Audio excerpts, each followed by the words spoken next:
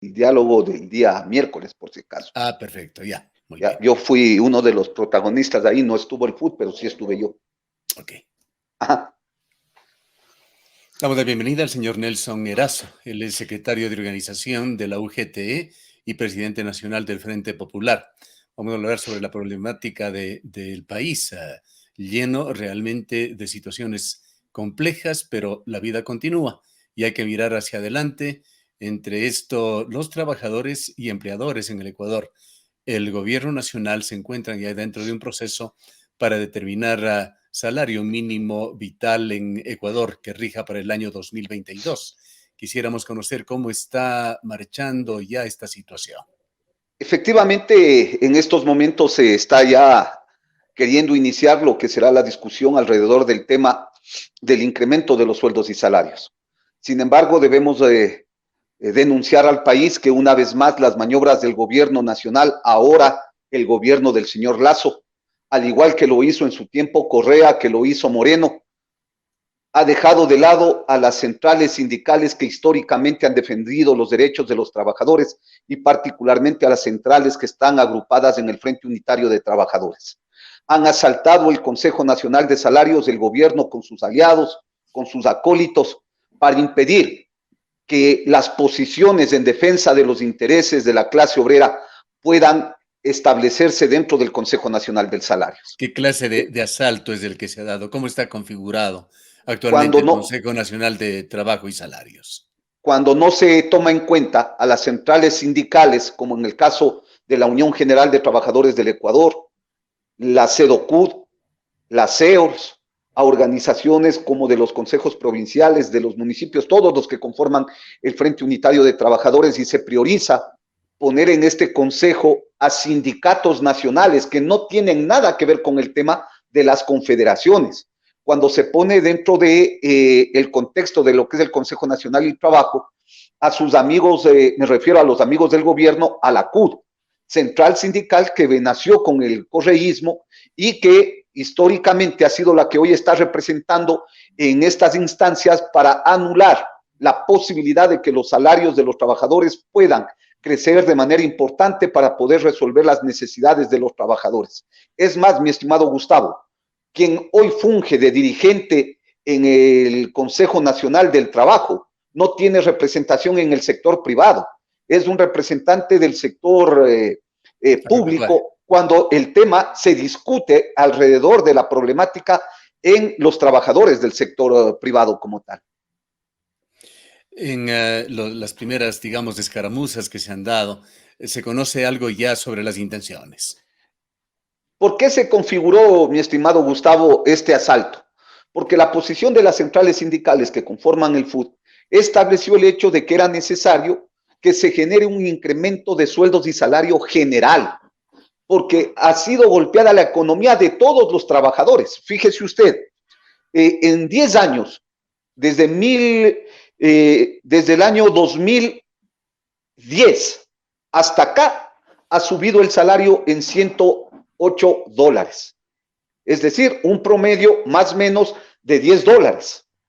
Mientras el costo de la canasta familiar se ha disparado, Gustavo, del año 2010, que se encontraba en $380 a más de $720, es decir, $340 más.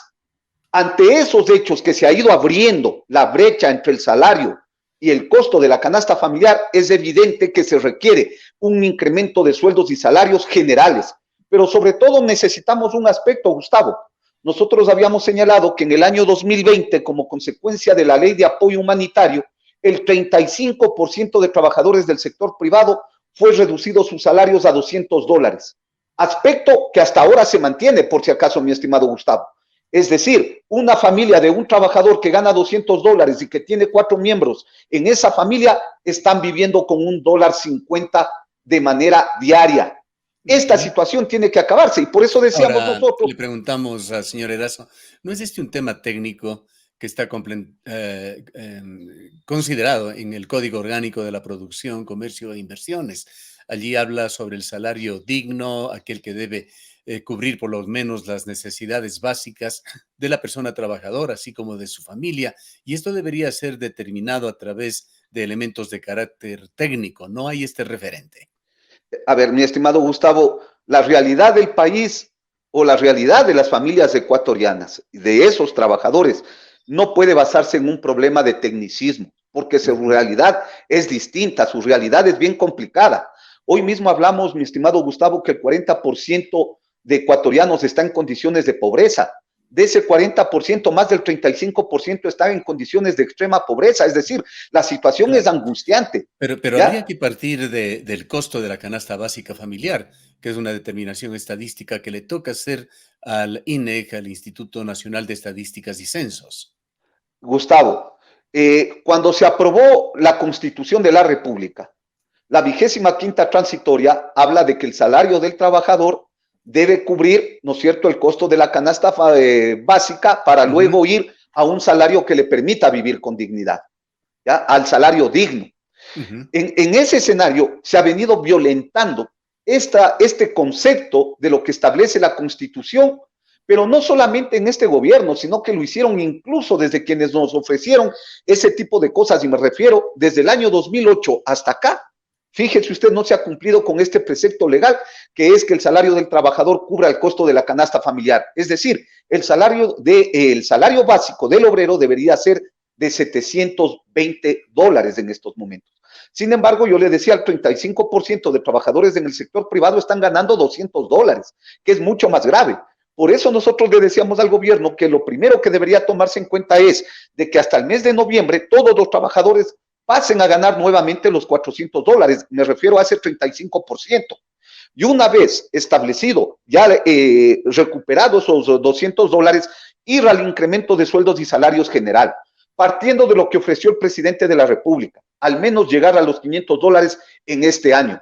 Pero también es necesario que los otros trabajadores que, yo diría de manera, por sus derechos que tienen, ¿verdad?, superan en alguna cantidad del tema del salario básico, también requieren que se les dé un mejor salario.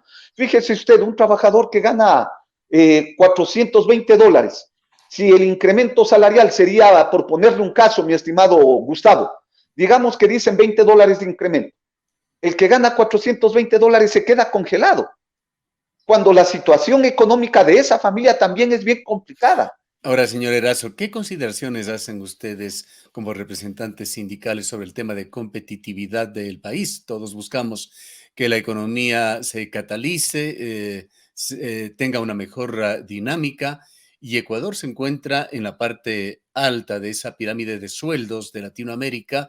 El país que tiene un salario básico unificado o salario mínimo vital más alto es Chile, con apenas $40 más que Ecuador, con $441. Y hay países mucho más poderosos que Ecuador, como Brasil, por ejemplo, que tiene un salario mínimo vital del orden de $210. Ir a un sueldo más alto aún haría menos competitivo al país. A ver, mi estimado Gustavo, el tema es que nuestro país es dolarizado. No es lo mismo la comparación de Brasil, ni de Colombia, ni de Perú, porque nosotros gastamos en dólares y tenemos la canasta familiar mucho más alta que en otros países. Por lo tanto, la lógica con la que se quiere comparar debería ser o con Estados Unidos o con Panamá, que es otro de los países en donde se gana en dólares, ¿verdad? Entonces, no nos pueden decir que tenemos el salario más alto cuando el costo de vida acá es superior. Más aún, mi estimado Gustavo, cuando, como le he señalado, el crecimiento de la pobreza es de manera acelerada, es de manera constante. Pero si el gobierno continúa con sus intenciones privatizadoras, eliminando derechos, no entregando el presupuesto que se requiere, atacando a los diversos sectores sociales y populares, evidentemente que lo que nos espera en el país seguirán siendo las movilizaciones, las acciones en todo el país, como hemos señalado. En eso hemos sido claros junto a Leonidas Issa, junto a la FEINE, a la FENOCIN, y en estos días que se está ratificando también la posición del Frente Unitario de Trabajadores. Es decir, la paz puede volver si el gobierno nacional adopta medidas en favor del pueblo. Si es que paga, si es que paga la deuda, solamente con esto culmino, mi estimado Gustavo. Si el gobierno nacional paga la deuda con el pueblo, evidentemente que las cosas se resuelven. Pero si insiste en pagar la deuda con los organismos multilaterales y los organismos internacionales, el caos en nuestro país se avecina como consecuencia de su política neoliberal. Gracias, señor Erazo, por habernos acompañado. El señor Nelson Erazo es secretario de organización de la UGTE y presidente nacional del Frente Popular. Muy amable, Gustavo. Muchas gracias.